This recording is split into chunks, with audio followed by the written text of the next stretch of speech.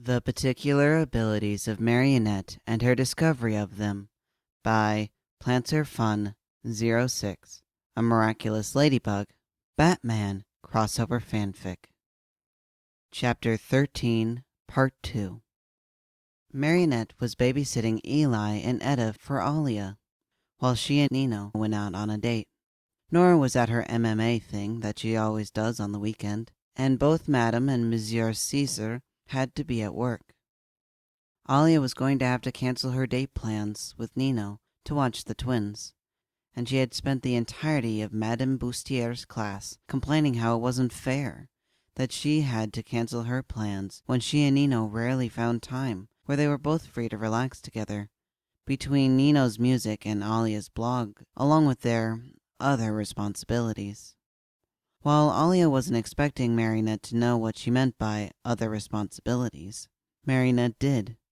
Besides her and Chat Noir, Alia and Nino were the people who spent the most amount of time as their superhero counterparts.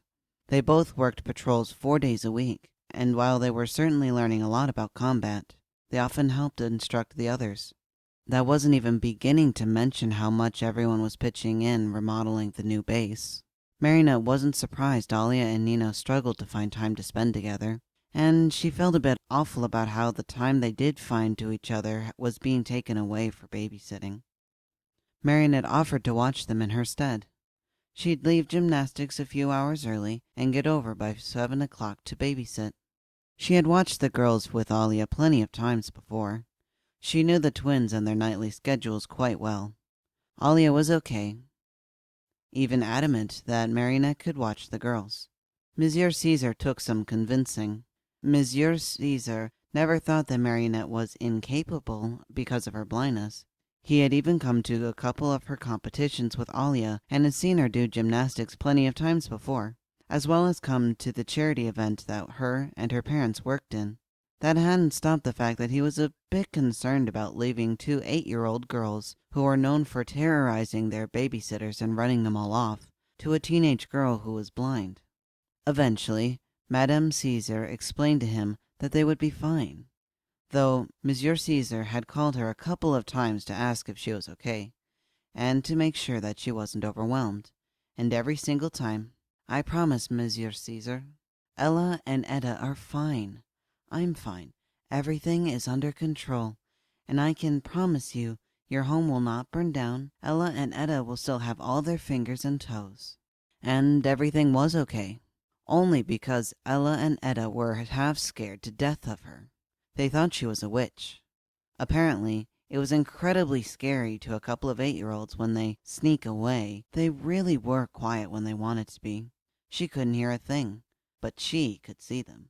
And just as they thought they had succeeded, they hear, in the most sickly, pseudo-sweet tone that made spiders crawl up everyone's backs, she'd say, "Ella, Etta, now come on. Don't sneak away. We were just starting to have fun," while slowly turning her head towards them and make sure they saw directly into her eyes. They were fucking terrified, and Marinette loved it. It was absolutely hilarious for them to simultaneously start to freak out. They tried to keep it quiet too, which made it even funnier. She was probably being mean, probably mentally scarring these children, but was it wrong of her to be holding in laughter? Probably. Definitely. She was getting paid with a free meal from Alia from wherever her and Nino went, which was admittedly nice. Alia made good money from the lady blog, and different companies paying to use the live and up-close footage she captured, and was able to go to nice places with Nino on their occasional dates. Today, Marinette was getting pizza from Il Trotento, so she definitely wasn't complaining when it came to her payment. But that didn't mean she couldn't enjoy herself a little bit. And what's more fun than making a couple of little 8-year-olds absolutely terrified of you? Sometimes in these moments, when she's playing around with Ella and Etta, and especially Nino's little brother Chris, she'd wonder about her own little brother. No way the boy doesn't exist. No way he did not make it past gestation. Grandfather so desperately wanted a boy, Marinette wouldn't have put it past him to sit beside his, what did Marinette hear? Incubator? still confused her, and personally made sure nothing happened. No idea why grandfather was so desperate for an heir. He had the Lazarus pit to keep him alive and reverse aging. Tiki didn't know about her relationship with Ra's al Ghul, but when doing all her guardian training, studying the history of the miraculous was a very important thing. Tiki had told her of a few of the wishes that had been made in the past. A lot were too hard to speak of, but there were several Tiki told her from memory. One of which was the wish of a man named Ra, a boy who wished for the means to heal any injury and return any person from the dead. While Tiki was not there in the aftermath due to the hold of the rabbit miraculous collecting them back up, she did know that as a price for making the wish, he lost the love of his life, and the price of anyone who utilized Lazarus Pit, as they were named, was temporary insanity and permanent damage of the mind. Marinette only made the connection that this Ra was in fact her grandfather when Tiki told her that he renamed himself Ra's al Ghul and formed the League of Shadows. Grandfather had complete access to the means to make him live forever. Then the reason he wanted an heir was beyond her. She kinda hoped the kid was okay. Marinette, to this day, still had nightmares from that place. How old would he be now? She was 15 now, about 3.5 years when she was kicked out, at least 3 months before they knew the gender, then about 6 months of gestation. 11? 12? In that range. It always shocked her when she thought about his possible age, how long it had been since she'd been out of that place, how far she'd come. She didn't really think about him much. She didn't like to. Bad memories. But she hoped the kid was okay. When she was little, she used to hope that he hurt as much as she did. She feels a bit ashamed of her younger self's thoughts, because absolutely no one should have gone through what she did, especially a child. Though, even though it's highly likely he was not treated with the same amount of disgust that she was, he probably didn't have what anyone, would consider a good childhood. "Marinette?" she heard Ella whisper, in the quietest voice she was willing to bet that girl had ever used. They had sat down on the couch and started watching whatever kid show was on during Marinette's reminiscing. "Yes, Ella," she said in the same silky smooth, pseudo-sweet voice she did before. She was going to keep this up. She saw both girls' eyes widen a bit, then flicker to look at one another. Ella stayed silent for a while Etta elbowed her in the back, which Ella responded with a glare. It was funny the girls thought she couldn't see it. That was what Marinette both loved and hated. While it made some situations incredibly aggravating, people would often do things in front of her and think she couldn't see it. They would silently poke fun of her, make rude gestures, though she had a few times gotten sick of it and retaliated. One particular memory she liked to reminisce on was after the district gymnastic competition. Marinette had ended up getting first in balance beam and placing in all others, along with getting first overall. She had been really proud of herself. The competition was really good. She had been really stressed because there was an Akuma in the middle of the competition she had to take care of, and she was afraid she'd miss an event and get disqualified. She was pretty much on cloud 9 when everything worked out, and she came out on top, and a bunch of her friends and family had come to watch her. When she had gone to the restroom to wash her face and get a drink of water, a group of other girls from an opposing team, that sadly didn't go on, had approached her. It had been the same as always. The always condescending, "Oh, you did so good. I wasn't expecting you to do so well, but you really surprised me," among other things. She just tried to politely tell them thank you and move back to her family, but they kept her behind. They started to quietly chuckle in a way that they thought she wouldn't notice. Mid saying another backhanded compliment, the little leader of their posse waved her hand in front of her face, blatantly teasing her in a way that made her blood absolutely boil. Marinette had been sick of their shit, and snatched her wrist, tightened and snarled, "I may be blind, but I can smell bitch a mile away," and shouldered past them, leaving them frozen in her stead. Marinette enjoyed that a little too much. She was snapped back to reality when she saw Etta shove Ella towards her. Ella quietly huffed and gulped when she looked at her. "May we please have a snack before going to bed?" Ah, it seemed Ella had been the one forced to talk directly to her, and that's why she glared at Etta.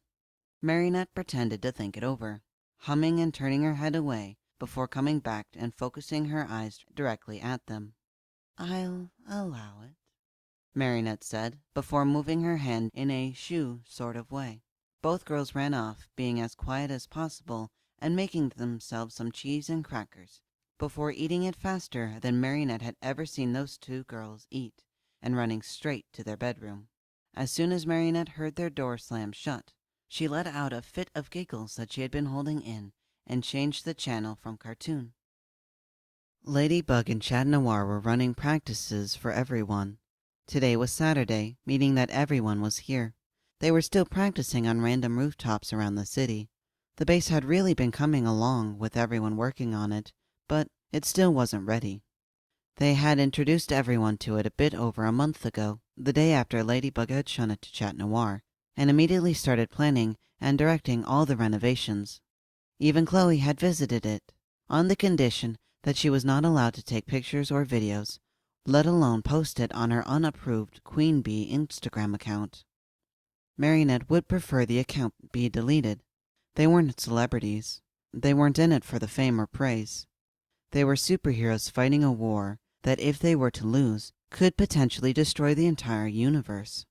Posting videos of them on patrols and stories of afterwards when they got food and acted like they were 7 was not something she endorsed.